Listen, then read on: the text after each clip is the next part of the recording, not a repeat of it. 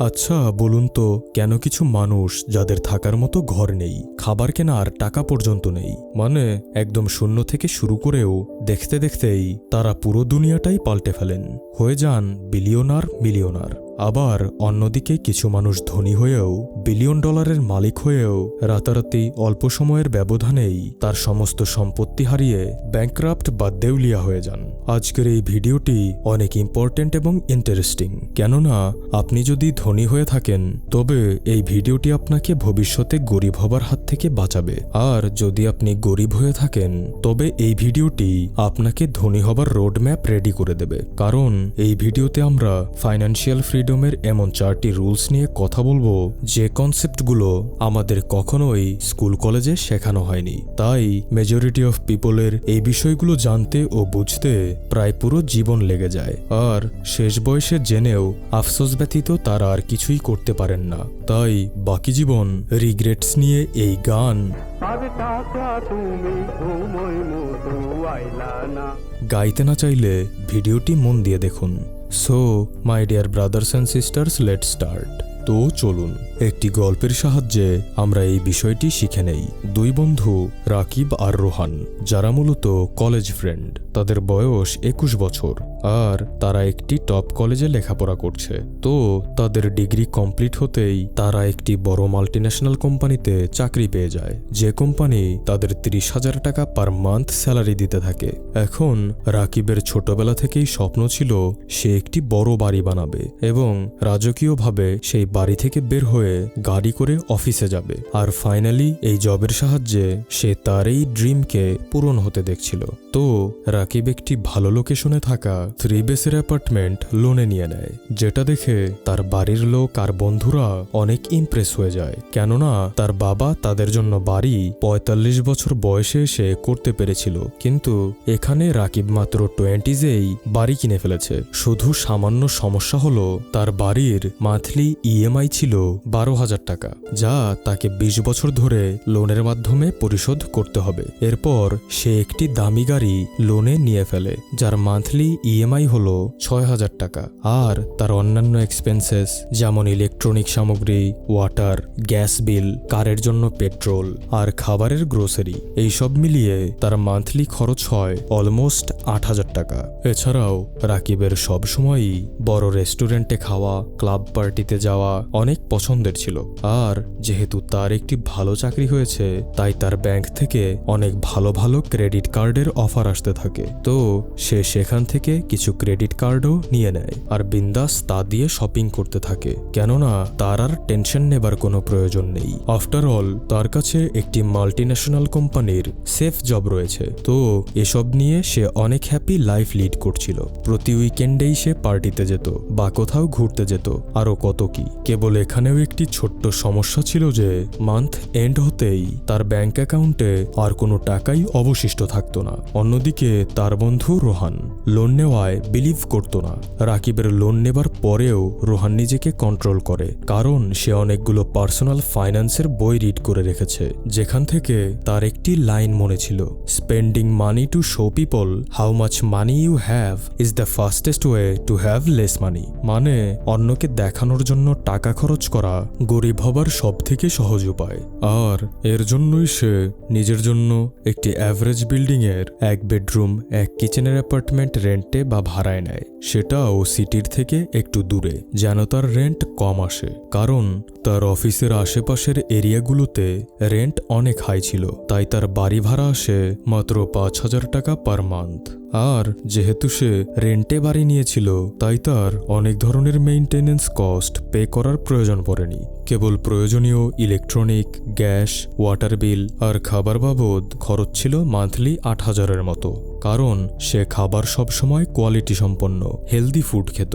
এছাড়াও সে কোনো কারও কেনেনি, কারণ সে মনে করত কার একটি ডিপ্রিসিয়েটিং অ্যাসেট, যার ভ্যালু টাইমের সাথে সাথে কমতে থাকে। ফলে সে অফিসের বাসেই ট্রাভেল করার সিদ্ধান্ত নেয়। রাকিবের মতো তারও বাইরে ঘোরাঘুরি করতে ভালো লাগতো, তাই সে সবার প্রথমে নিজের জন্য একটি বাজেট বানায়। কারণ সে জানত যদি একটি বাজেট আগে থেকে বানানো না থাকে তবে এই সব খরচ বাড়তে পারে। সে প্রতিদিন বাড়ি থেকে খাবারের টিফিন নিয়ে অফিসে যেত। সে সিদ্ধান্ত নেয় প্রতি মাসে কেবল ৩,০০০ টাকা এন্টারটেনমেন্ট আর শপিংয়ের পেছনে নষ্ট করবে। যেমন কখনো কখনো রোহান মুভি দেখতে যেত, আবার ২-৩ মাসের টাকা সেভ করে কোনো দর্শনীয় স্থানে ঘুরতে যেত। তো এইভাবে তার স্যালারির ১৫,০০০ টাকা প্রতি মাসে খরচ হতো, আর বাকি ১৫,০০০ টাকা সে সেভ করত। রোহান খুবই হাম্বল আর সিম্পল লাইফ লিড করছিল। এখানে আমার সাইকোলজি অফ মানির একটি কোট মনে পড়ে যাচ্ছে, saving is the gap between your ego and your income. এই লাইনটির তাৎপর্য কি তা আমরা পরবর্তীতে আলোচনা করব। তো সেভ করা টাকার কিছু অংশ সে স্টক আর মিউচুয়াল অ্যাডভান্সে লাগানোর পরিকল্পনা করে। তাই সে সবার প্রথমে এসআইপি মানে সিস্টেমেটিক ইনভেস্টমেন্ট প্ল্যান করে ৫,০০০ টাকার। মানে ব্যাংকে তার স্যালারি অ্যাড হতেই এই ৫,০০০ টাকা অটোমেটিক ইনভেস্ট হয়ে যাবে, আর বাকি ১০,০০০ টাকা সে নিজে রিসার্চ করে ভালো কিছু কোম্পানির স্টক নেয়। এত কিছুর পরেও তার কাছে মাস শেষে কিছু টাকা বেঁচে যেত, আর সে মাঝে মধ্যেই রাকিবকে অ্যাডভাইস করত যে তারও কিছু টাকা ইনভেস্ট করা উচিত। এই কথা শুনে রাকিব সবসময়ই তাকে উপহাস করত, দোস্ত রোহান, তুই একটু জীবনটাকে এনজয় কর, নিজের যৌবন বয়সে মজা করবি না তো কখন করবি? তুই কত কৃপণ, দেখ আমার কাছে বাড়ি আছে, গাড়ি আছে, তোর কাছে কি আছে? তো এভাবে একদিন তাদের আলাদা আলাদা চিন্তা ভাবনার জন্য কথা কাটাকাটির মাধ্যমে মনোমালিন্যতার সৃষ্টি হয়। তো ওই দিনের পর থেকে তাদের মাঝে আর কখনো কোনো কথা হয়নি। রাকিবকে অন্য আরেকটি ডিপার্টমেন্টে ট্রান্সফার করে দেওয়া হয়, তাই তাদের একজন আরেকজনের সাথে দেখা হওয়াটা বন্ধ হয়ে যায়। এভাবে অনেক বছর পার হয়ে যায়। একদিকে রাকিব বেশ কিছু নতুন বন্ধু বানিয়েছে, যাদের সাথে সে ক্লাব, নাইট ক্লাব, নিজের বাড়িতে উইকেন্ড পার্টি করত। অন্যদিকে রোহান নিজের সেভ করা টাকাকে ভালো জায়গায় লং টার্ম ইনভেস্ট করত, আর সেই সাথে সে নিজের একটি অনলাইন বিজনেসও শুরু করে, যেখানে সে একজন এমপ্লয়িকেও রেখে দেয়। শুরুর দিকে রোহানের অনলাইন বিজনেসটি সেট আপ করতে অনেক পরিশ্রম করতে হয়েছে, কিন্তু ধীরে ধীরে করে তা সেট হয়ে গেছে। এখন এমপ্লয়ির স্যালারি দেওয়ার পরেও তার ১০ থেকে ১৫,০০০-এর প্রফিট সেখান থেকে আসছিল, যা ধীরে ধীরে করে আরও গ্রো হচ্ছিল। তো তার ইনকাম বাড়ছিল, নানান জায়গা থেকে টাকা আসছিল, কিন্তু এরপরেও সে তার এক্সপেন্সেস বাড়ায়নি। সে এখনো ওই টিফিন নিয়েই অফিসে যেত আর অফিসের বাসে ট্রাভেল করত, কেননা যখনই সে নিজের খরচ বাড়ানোর কথা ভাবত তো তখনই তার ব্রেনে এই চিত্র ভেসে উঠত, যদি সে নিজের এক্সপেন্সেস অন্যদের মতো বাড়াতে থাকে তবে সে এই র্যাট রেসের মাঝে বাকিদের মতোই সারা জীবনের জন্য ফেসে যাবে। যেমন আজকের দিনে সবাই একটি সিকিউর জবের পেছনে ছুটছে, এর জন্যই ১০,০০০ টাকার চাকরির জন্য লাখো মানুষ লাইন ধরে দাঁড়ায় ২০ লাখ টাকার সালামি হাতে নিয়ে। তাই সে যত দ্রুত সম্ভব এই র্যাট রেস থেকে বের হতে চাচ্ছিল। তো এইসব বিষয় রোহান খুব সাইলেন্টলি করছিল, কেননা এই সম্পূর্ণ ক্যালকুলেশন তার ব্রেনের মাঝে ছিল। তাই তাকে দেখে কেউ বলতে পারছিল না ও অ্যাকচুয়ালি ওর ফ্রি টাইমে করছেটা কি। সবাই ভাবছিল ও হয়তো ওর ফ্রি টাইমে কম্পিউটারে ভিডিও গেম খেলে অথবা বোরিং সব বই রিড করে, কারণ বাইরে থেকে তার লাইফস্টাইল অনেক বোরিং দেখাচ্ছিল। তাই কেউ তাকে রোল মডেলের মতো দেখছিল না, মানে তার ফ্রেন্ডরা তাকে কপি না করে বরং রাকিবের লাইফস্টাইলকে কপি করছিল। তো এইভাবেই ৭ থেকে ৮ বছর পার হয়ে যায়, আর একদিন হঠাৎ করেই দেশে প্যান্ডামিক শুরু হয়ে যায়, যার জন্য পুরো দেশেই রিসেশন শুরু হয়। মানুষ তাদের শপিং করা বন্ধ করে দেয়, ফলে যে কোম্পানিতে রাকিব আর রোহান কাজ করত ওই কোম্পানিটিরও খারাপ সময় শুরু হয়। ইনফ্যাক্ট কান্ট্রির সমস্ত কোম্পানিই স্ট্রাগলের মাঝে পড়ে যায়। তো তাদের কোম্পানিও সারভাইভ করার জন্য বাধ্য হয়ে ৫০০ এমপ্লয়িকে ছাঁটাই করে, যেখানে রাকিব আর রোহান দুজনেরই নাম ছিল, যেটা শুনে তারা দুজনেই শকড হয়ে যায়, কারণ জব থেকে ফায়ার হতে কার ভালো লাগে। কিন্তু রোহানের অত টেনশন হচ্ছিল না, কারণ সে সব সময় ৪ কদম আগের কথা ভেবে রেখেছে। তার কাছে ইমার্জেন্সি ফান্ড ছিল, অনেকগুলো কোম্পানি থেকে সে প্যাসিভ ইনকাম স্বরূপ ডিভিডেন্ড পাচ্ছিল, সেই সাথে তার অনলাইন বিজনেসটিও ভালোভাবেই চলছিল। কিন্তু রাকিব চাকরি থেকে বাদ পড়ার কথা শুনে একদম ভরকে যায়, কারণ সে চাকরি চলে যাবার কথা স্বপ্নেও কখনো ভাবেনি। তার ধারণা ছিল জব সিকিউরিটি সব থেকে বড় সিকিউরিটি, কারণ সে ছোটবেলা থেকে এটাই শুনে আসছিল। যখনই তাকে চাকরি থেকে বের করে দেওয়া হয় তখনই হোম লোন আর কার লোনের জন্য ব্যাংকের লোকেরা তার পেছনে পড়ে যায়, কারণ তার 20 বছরের হোম লোনের মাঝে অর্ধেক লোন এখনও বাকি ছিল। তাই সে তার বন্ধুদের কাছে আর্থিক সাহায্য চায়, কিন্তু যে বন্ধুদের সে নিজের মনে করত তারাও এই দুঃসময়ে তাদের স্বরূপ দেখাতে শুরু করেছিল। তাই বাধ্য হয়ে সে তার আত্মীয় ও বাড়ির লোকেদের থেকে ধার নিয়ে চলতে শুরু করে। কিন্তু কতদিন? কোনো উপায় না থাকায় ফাইনালি সে সিদ্ধান্ত নেয় তার গাড়ি বিক্রি করে ফেলবে। কিন্তু রিসেশনের কারণে মার্কেটের একদম খারাপ অবস্থা ছিল, তাই বাধ্য হয়েই তাকে গাড়ি অনেক কম দামে বিক্রি করতে হয়েছিল। আর যে টাকা সে গাড়ি বিক্রি করে পেয়েছিল তা তাকে দ্রুতই হোম লোনের ইএমআই এর জন্য দিয়ে দিতে হয়েছিল। তখন তার মনে হচ্ছিল এর থেকে খারাপ কি বা হতে পারে। তাকে জব থেকে বের করে দেওয়া হয়েছে, আর সে তার শখের কারকেও বিক্রি করে দিয়েছে। এমন সময় সে খবর পায় তার এক ফ্যামিলি মেম্বার করোনা ভাইরাসে আক্রান্ত হয়েছে। রাকিবের কাছে ইন্স্যুরেন্স ছিল, কিন্তু সেই ইন্স্যুরেন্স তার কোম্পানি প্রোভাইড করছিল। যেহেতু তাকে চাকরি থেকে বের করে দেওয়া হয়েছিল, তাই তার ইন্স্যুরেন্সও আর ছিল না। ফলে বাধ্য হয়ে তাকে তার ওয়াইফের জুয়েলারিস বিক্রি করতে হয়েছিল। আর যে কয়েক টাকা এখানে ওখানে সেভ করা ছিল, তার সমস্ত টাকাই মেডিকেল এক্সপেন্সেসের জন্য দিতে হয়েছিল। মানে তখন রাকিব পুরোপুরিভাবে ব্রোক হয়ে গিয়েছিল, আর তার অবস্থাও অনেক করুণ হয়ে গিয়েছিল। কারণ পরিস্থিতি যাই হোক না কেন, তাকে যে প্রতি মাসে হোম লোনের ইএমআই দিতেই হবে। এদিকে সে নতুন জবও পাচ্ছিল না, কারণ সব কোম্পানিই ওই সময় এমপ্লয়ীদের ছাঁটাই করতেই ব্যস্ত ছিল, হায়ার কেউ করছিল না। তাই তার এক এক দিন অনেক কষ্টে পার হচ্ছিল, যার জন্য সে ডিপ্রেশনে চলে যায়। এমনকি তার ব্রেনে সুইসাইড করার চিন্তা পর্যন্ত চলে আসে। সে শুধু নিজের জীবনকে ব্লেম করতে থাকে, বারবার কেন তার সাথেই এমন হয়। এর মাঝে রোহানের কল আসে। সে রাকিবকে তার বাড়িতে আসতে বলে। যেহেতু তারা দুজন অনেক পুরনো বন্ধু ছিল, তাই রোহান রাকিবের করুণ পরিস্থিতির কথা শুনে তাকে বাড়িতে ডাকে। তাদের মাঝে পুরনো দিনের কিছু কথাবার্তা হয়। রাকিব ওই ঝগড়ার জন্য সরি বলে, জানায় জোশে এসে ওই সময় সে কিছুটা ইগোস্টিক হয়ে গিয়েছিল। এরপর রাকিব বলে তার অবস্থা খুবই খারাপ, কেউ তাকে সাহায্য করছে না। তখন রোহান বলে, আমি তো ওই ঝগড়ার বিষয় কবেই ভুলে গেছি। আমি তোকে ওই দিনই মাফ করে দিয়েছিলাম, কারণ আমি জানি তুই যেমনই হোস না কেন তোর মনটা অনেক ভালো। আপনাদের জন্য বোনাস রুল এটাই যে এই দুনিয়াতে পুর আর ইগোস্টিক লোক অনেক আছে, যাদের পকেট ভরা টাকা না থাকলেও পকেট ভরা ইগো থাকে। তো এমন লোকেদের উপর বদলা নেওয়ার জন্য আপনার কোনো টাইম ওয়েস্ট করার প্রয়োজন নেই। সময় নিজেই তাকে শিক্ষা দিয়ে হাম্বল বানিয়ে দেবে, আর আপনার সাকসেস তার জখমের উপর লবণের ছিটে দিয়ে দেবে। তাই aim to be rich and humble, not poor and arrogant. তো রোহান রাকিবকে বলে, দেখ বন্ধু, আমি দ্রুতই রিটায়ার হয়ে যাব। আমার ওয়াইফের সাথে ওয়ার্ল্ড ট্যুরে যাবার কথা ভেবেছি, আর এর জন্য আমার একজন ভরসাযোগ্য মানুষের দরকার, যে আমার অনলাইন বিজনেসের খেয়াল রাখতে পারবে। আর আমি জানি তুই একদম মন থেকে কাজ করিস, যার জন্য আমি ভেবেছি তোকে 20,000 টাকার মান্থলি স্যালারিতে রেখে দেব। এটা শুনে রাকিব অনেক খুশি হয়, সেই সাথে শকডও। খুশি এই জন্যই যে সে এখন শান্তিতে নিঃশ্বাস ফেলতে পারবে, কারণ তার মাথার ওপর থেকে ওই হোম লোন আর রিকভারি এজেন্সির টেনশন দূর হয়ে গেছে। কিন্তু শকড এই জন্যই যে এত দ্রুত রোহান রিটায়ার কিভাবে করতে পারে। এখন তো তার বয়স মাত্র 28 বছর।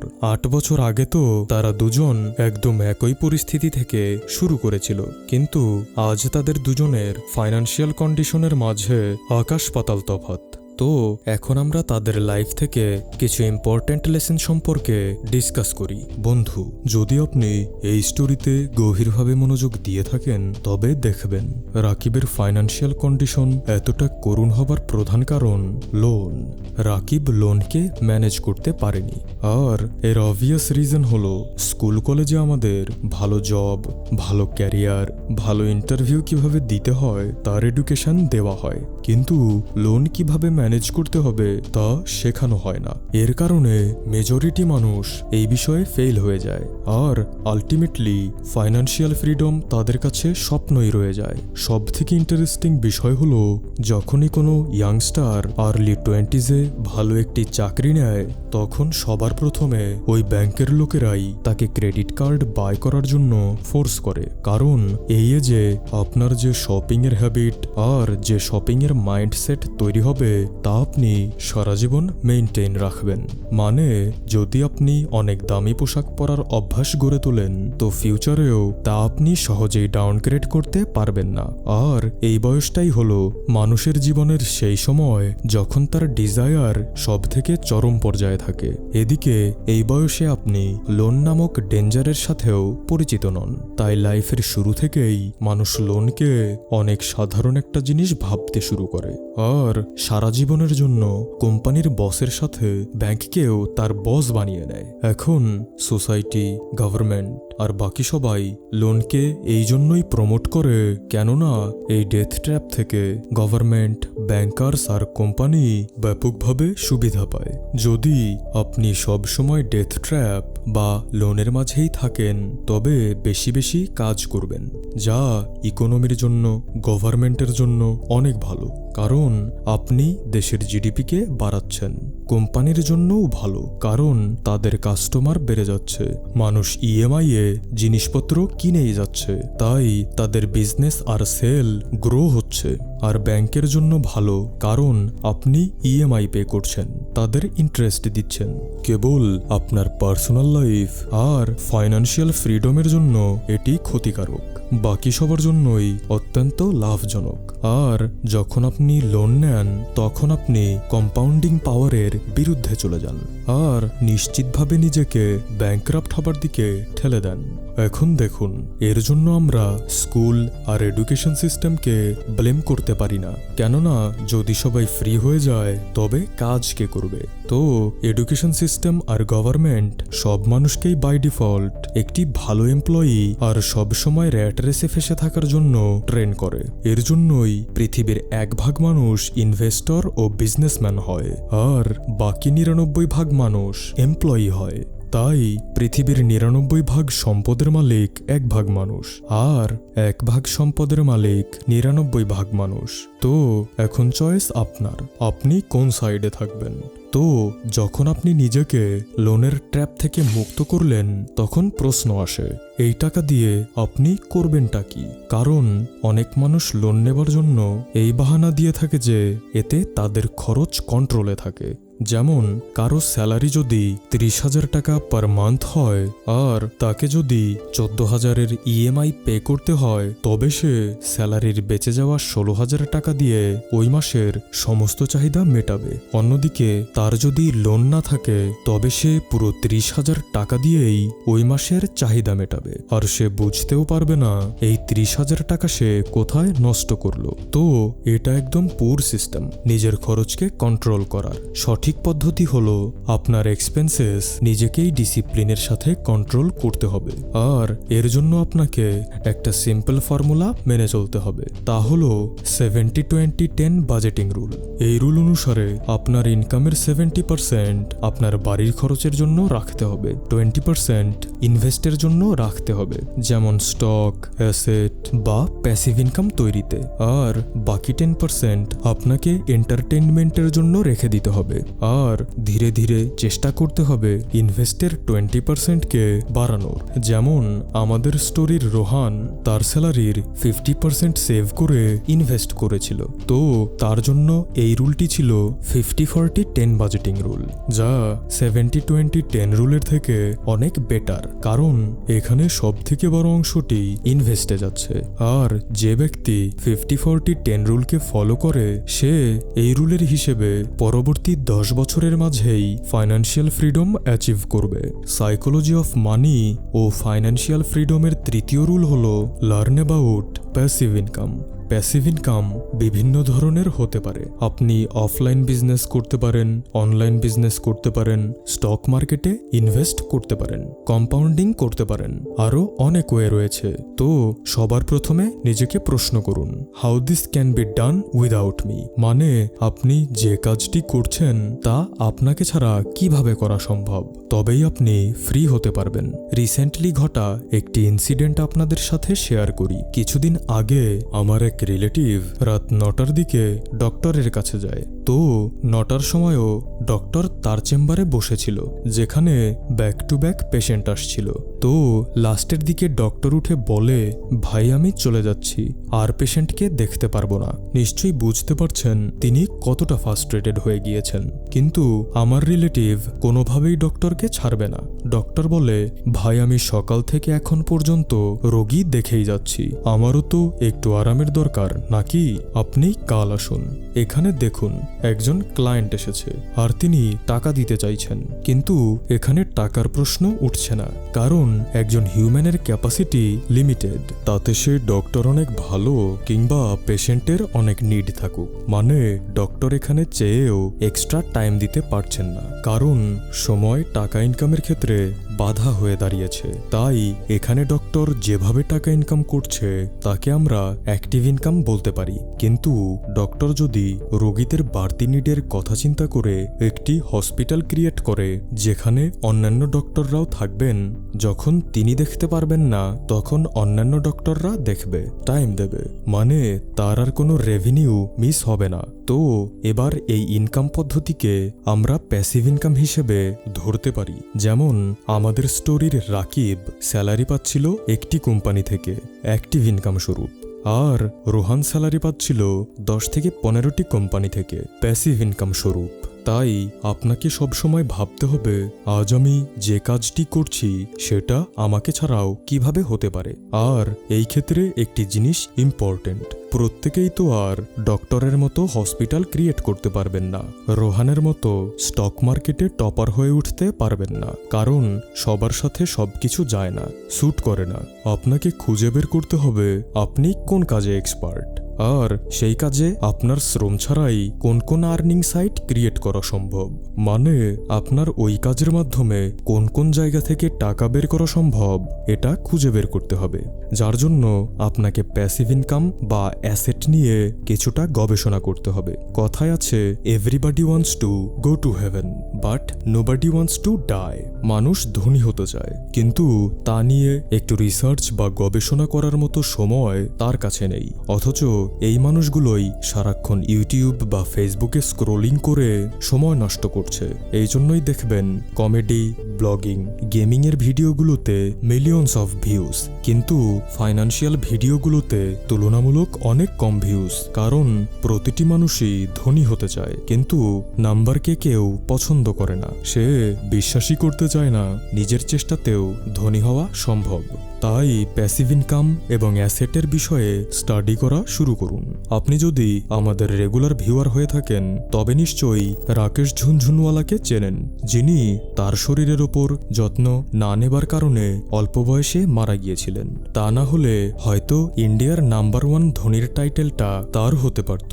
অন্যদিকে 2008 সালে পৃথিবীর প্রথম ধনী ব্যক্তি হবার মর্যাদা অর্জন করেন ওয়ারেন বাফেট, যিনি আজ 93 বছর বয়সে এসেও চরম অ্যাক্টিভ এবং সম্পূর্ণ দক্ষতার সাথে কাজ করে যাচ্ছেন, যার জন্যই তিনি হয়ে উঠেছেন শেয়ার মার্কেটের বেতাজ বাদশাহ। আরেকটি বিষয় হলো, এডুকেশন সিস্টেমের মতো ওয়ারেন বাফেটও একজন এক্সপার্ট মার্কেটিং প্লেয়ার। তিনি বলেন, আমি প্রচুর কোক খাই। এখন আমি জেনুইনলি জানি না তিনি প্রচুর কোক খান কিনা, কিন্তু তার অনেক বড় একটি ইনভেস্টমেন্ট কোকের মাঝে রয়েছে, এটা আমরা সবাই জানি। যেহেতু তার সেখানে ইনভেস্টমেন্ট রয়েছে, তাই তিনি কোকাকোলাকে প্রমোট করার জন্য হয়তো এই কথাটি বলেছিলেন। কারণ ভাবুন, একজন মানুষ প্রচুর কোক খান আর 93 এর এজেও অ্যাক্টিভভাবে কাজ করে যাচ্ছেন, এটা কি আদৌ সম্ভব? না, তিনি নিশ্চয়ই ডেটক্স ওয়াটার বা ব্ল্যাক ওয়াটার প্রতিনিয়ত খেয়ে থাকেন, যার জন্যই তিনি আজও এই 93 বছরে এসেও অ্যাক্টিভ রয়েছেন। যেখানে আমাদের ইন্ডিয়া বা বাংলাদেশের মানুষ 93 বছর বয়সে এসে অ্যাক্টিভভাবে কাজ করবে, এটা ভাবা নিতান্তই বোকামি। কারণ আমরা তো রাকেশ ঝুনঝুনওয়ালার মতো I smoke like a chimney, I drink like a fish, I it like a pig and I don't exercise এই কনসেপ্ট মেনে চলি। তাই হেলথ হলো ফাইন্যান্সিয়াল ফ্রিডমের চতুর্থ এবং মেইন স্তম্ভ। তো বন্ধু, যদি আপনি ভিডিওর এই অংশ পর্যন্ত এসে থাকেন তবে ভিডিওতে লাইক করতে আর সাবস্ক্রাইব করতে কৃপণতা করবেন না, কারণ আমরা এই কনসেপ্টগুলোর বাইরেও আরও বেশ কিছু গুরুত্বপূর্ণ কনসেপ্ট নিয়ে শীঘ্রই ভিডিও নিয়ে আসব। যেমন একটি হলো ট্যাক্স।